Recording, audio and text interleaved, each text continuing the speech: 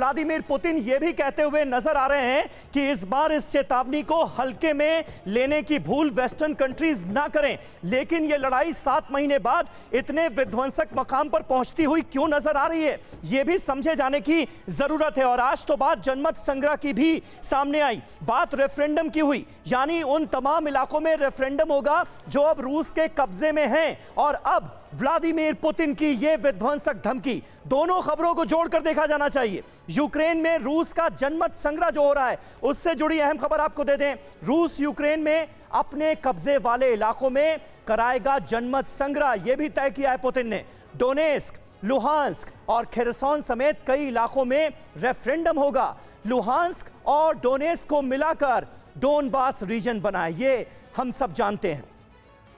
और देखिए, रूस के कब्जे वाले ज़ेपोरिजिया में भी जनमत संग्रह का ऐलान किया गया है। जनमत संग्रह का फैसला रूस के पक्ष में जाना लगभग तय माना जा रहा है।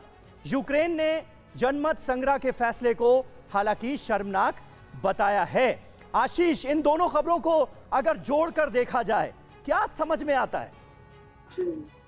अगर सिंपल भाषा में अगर हम दर्शकों को एक लाइन में मैं अगर समझा सकूं पूरे एपिसोड को, इलेक्शन होने जा रहा है जी, जिसमें इलेक्शन कमीशन भी व्लादिमीर पुतिन है, कैंडिडेट भी व्लादिमीर पुतिन है, और जो इलेक्शन के पहले जो बूथ के आसपास में सिक्योरिटी लगाई जाती है ना, पैरामिलिट्री जैसे हम इंडिया में देखते हैं, वो भी व्लादिमीर पुतिन के कंट्रोल में है। ये पूरा एक एपिसोड है। और इसीलिए इस तरह के जो मोबिलाइजेशन, जो पार्शियल मोबिलाइजेशन की वो बात कर रहे हैं ना, वहां पर वो प्योर इन 4 एरियाज में मोबिलाइजेशन करके रेफरेंडम कराने की वो उस 4 लोकेशन पे स्पेसिफिक मोबिलाइजेशन की बात कर रहे हैं, ना कि वो मोबिलाइजेशन कोई कीव की तरफ कर देना है या फिर वेस्ट की तरफ कर देना है। बस इन 4 एरियाज को, और किसी तरह का कोई इंटरफेरेंस नहीं हो, कोई स्टेप नहीं लिया जाए। लेकिन मैं आपको ये भी प्रीएम्प्ट करके बता दूं समीर कि कोई भी रिएक्शन वेस्ट की तरफ से ऐसा नहीं होगा जो कि उन्हें कमजोर बताएगा। कोई खास उतार या चढ़ाव आपको इस स्टेटमेंट के बाद में रशियन एक्शन में या फिर संग्रह का ये जो जिक्र हुआ है, मनीष से एक रिएक्शन में लेना चाहूंगा। जनमत संग्रह में यह माना जा रहा है कि रूस की ही जीत होगी, यानी रूस जो चाहता है वो दुनिया को बता पाने में कामयाब होगा।